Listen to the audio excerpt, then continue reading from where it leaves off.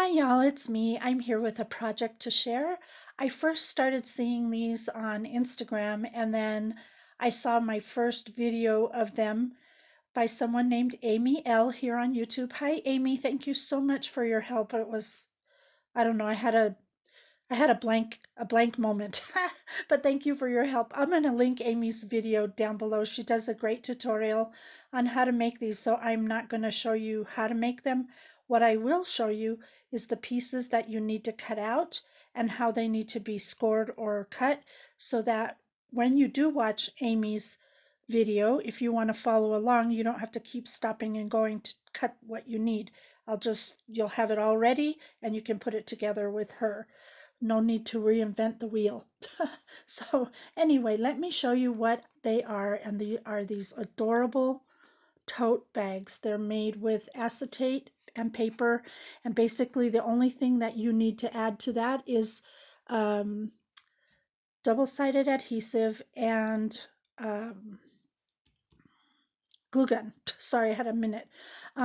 These are about 4 inches wide and just about as high. They're so cute for holding gifts, gift cards, happy mail, whatever you can think of. And there's so many ways that these can be created. I am going to show you why I didn't embellish mine yet. I will, but I want to explain to you the differences of mine compared to what you'll see with Amy's or any others that you may see. Most of the girls that are doing them are laminating glitter and using that piece of acetate for, for this part of the purse.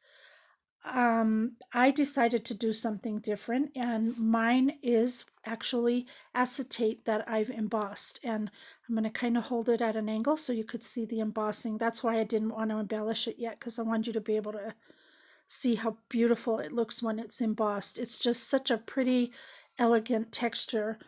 And then this one here is also embossed, and this one has bows on it. Let's see if I can pick. There they are.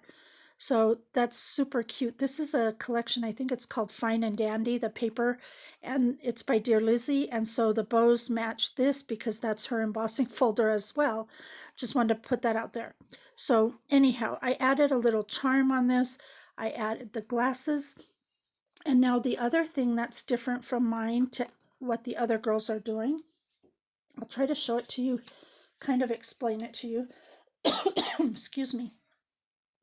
Their handles are different. Their handles are done like this on the bag. So there's one on the front. Let's see if I can hold that right. One on the front and one on the back. And that's how they are doing their handles. I decided that I wanted to do mine like this because I just thought it was a different way and something cute. You can take those straps all the way down, or you can do them just the top portion as I did. If you notice, these are both the same measurements, but somehow without those straps here, this one looks wider than this one, but they're the same measurements, I promise. So the other thing I did was I added brads on mine so that the handles could be tipped down or to the side, just like that. So if you want to put some happy mail in there, you have room. You can then put this up to hold everything in place. And then if the person wants to display it, they can leave it, like this with all their goodies sticking out. I don't know. I just thought it was a cute way to do the handles, something different. And I do, as I said, like the fact that the handles don't go all the way down.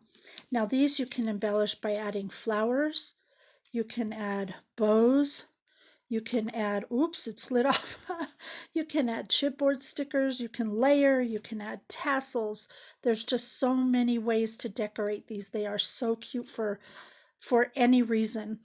And this one here, I want to just explain differently.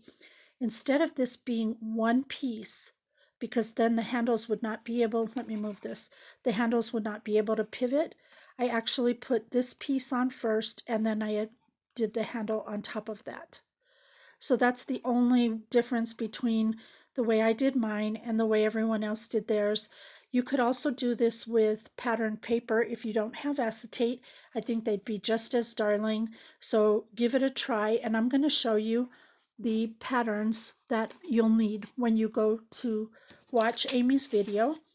So the first thing you're going to need is the base right here. This is your measurements. If you're going to use single-sided paper, you want to be sure that the decorated side is facing up, which means that it will be seen like this from the inside. If you're using double side, you don't have a problem because it'll be designed on both sides. But you do want to make sure that you have it upwards. And then, of course, you'll see on her video, you're just going to glue all this and she'll tell you how to do it. You just need to make sure you measure it and score it at 3/4 of an inch all the way around and just cut some little slits there like that. That's the base. Now, if you don't use double-sided paper, to go on the underside, you're going to need this piece, which measures 1.5 by 3.5 inches. And this piece will then go at the bottom, down there. That'll cover up the part that you won't see. You can see I did it on this one as well. Oop, there went my charm. See there? So that's because I was using a single-sided paper. Okay, so that's those two pieces. The next piece you're going to need is your acetate or patterned paper, or the laminated glitter, whichever you want, but that's the measurement for that. 3.5 by 11.5 inches. The next piece you're going to need are these pieces. You're going to need this one, which is 3/4 of an inch by 11.5 inches, and this is the bottom of the acetate, meaning it's going to go down on this portion of the acetate, which you'll understand when you see Amy's video, but that's the measurement for that. You just need one of those. Then you're going to need this one, which is measured 1/2 inch by 11.5 inch, and this is the top of the acetate, which goes at this piece right here. So that's that measurement. Your handles will vary.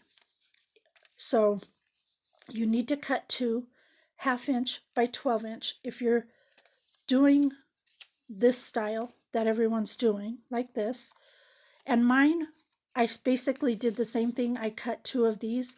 However, I cut them in pieces to accommodate my needs, as I explained earlier. The other thing I did was I actually cut 4 of these because I was using single-sided paper and I did not want the handles to look boring on the underside. So I made sure that I glued a front and a back. So you could see there I used the polka dot and then the floral. So that's what you need, 2 or 4, depending on what your paper you're using. And that's basically it. That's the measurements of what you'll need. Now you can hop over to your craft room and get those pieces cut and go visit Amy. Tell her I said hi and I sent ya. And until next time, do what makes you happy. Bye for now.